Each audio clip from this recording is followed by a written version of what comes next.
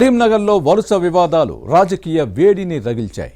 నగల దుకాణంలో దోపిడీ, బీఆర్ఎస్ ఎమ్మెల్యే పాడి కౌశిక్ రెడ్డి కారుపై దాడి, కేంద్ర మంత్రి బండి సంజయ్ తనయుడు భగీరథ్పై పోక్సో చట్టం కింద కేసు నమోదు వంటి అంశాలపై కారు కమలం పార్టీ నేతల మధ్య మాటల యుద్ధం జరుగుతోంది. BJP BRS political mind game ఆడుతున్నాయా? రెండు పార్టీల దూకుడుతో కాంగ్రెస్ సైలెంట్ మోడ్లోకి వెళ్ళిందా? కరీంనగర్లో బీఆర్ఎస్ బీజేపీ నేతల మధ్య జరుగుతోన్న మాటల యుద్ధంపై ఇన్సైడ్ స్టోరీ.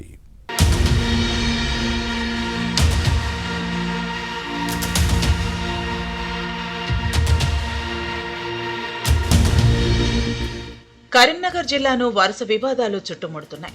ఆభరణాల దుకాణంలో దోపిడీ కేసుతో మొదలైన వివాదాలు ఒకదాని తర్వాత మరొకటి జరుగుతున్న ఘటనలు రాజకీయ వేడిని రాజేస్తున్నాయి.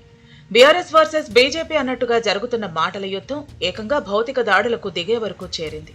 జ్యువెలరీ షాపులో దోపిడీ ఘటనతో ప్రారంభమైన పరస్పర ఆరోపణలు, విమర్శల అంశం చినికి గాలివాన చందంగా మారింది.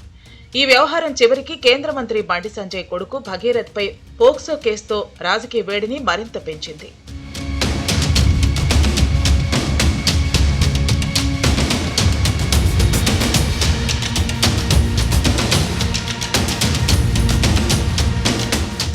కరీంనగర్ జ్యువెలరీ షాప్లో ఈ నెల 3న దోపిడీ జరిగింది. అప్పుడు జరిగిన కాల్పుల అంశాన్ని బీఆర్ఎస్, బీజేపీ, కాంగ్రెస్ రాజకీయాలకు ముడిపెడుతూ పరస్పరం దుమ్మెత్తి పోసుకున్నాయి. వీఐపీ జోన్లో దొంగల ముఠా కాల్పులకు తెగబడుతుంటే కేంద్రంలోని బీజేపీ, రాష్ట్రంలోని కాంగ్రెస్ ప్రభుత్వం ఏం చేస్తున్నాయన్నది బీఆర్ఎస్ నేతల ప్రశ్న. శాంతి భద్రతలు క్షీణించాయన్నది కారు పార్టీ నేతల విమర్శ. ఈ విషయంలో బండి సంజయ్ని గులాబీ నేతలు వేలెత్తి చూపారు. దీనిపై స్పందించిన బండి సంజయ్ బీఆర్ఎస్ అధినేతలు కేసీఆర్, కేటీఆర్ పై వివాదాస్పద వ్యాఖ్యలు చేయడం రగడకు కారణమైంది.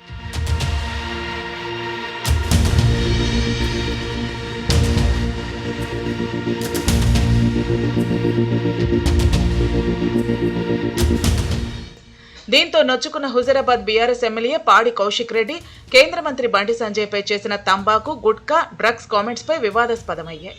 ఇవి బీజేపీ శ్రేణులకు ఆగ్రహం తెప్పించాయి. కరీంనగర్ ఎమ్మెల్యే గంగుల కమలాకర్ క్యాంపు కార్యాలయంతో పాటు కౌశిక్ రెడ్డి కారుపై కమలం గుర్తు పార్టీ శ్రేణులు దాడి చేయడం ఉద్రిక్తతలకు దారితీసిన విషయాన్ని గుర్తుపెట్టుకోవాలి.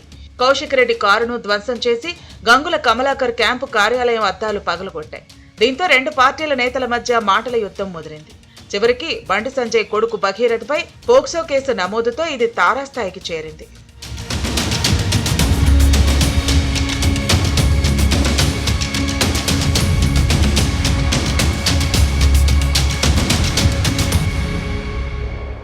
గులాబీ boss KCR, working president KTR పై బండి సంజయ్ చేసిన కామెంట్లకు నొచ్చుకున్న బీఆర్ఎస్ నేతలు బండి సంజయ్ ను తీవ్రంగా దూషించడంతో రాజకీయ వేడి పీక్స్ కు చేరింది.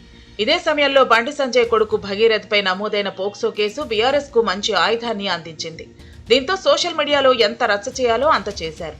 ప్రధాని నరేంద్ర మోదీ పర్యటనకు ముందు బీఆర్ఎస్ నేతలు పోక్సో కేసు అంశాన్ని రాజకీయంగా వాడుకుని బండి సంజయ్ ని ఇరకాటంలో పెట్టి రాజకీయంగా దెబ్బతీసే ప్రయత్నం చేయడంలో బీఆర్ఎస్ సక్సెస్ అయింది.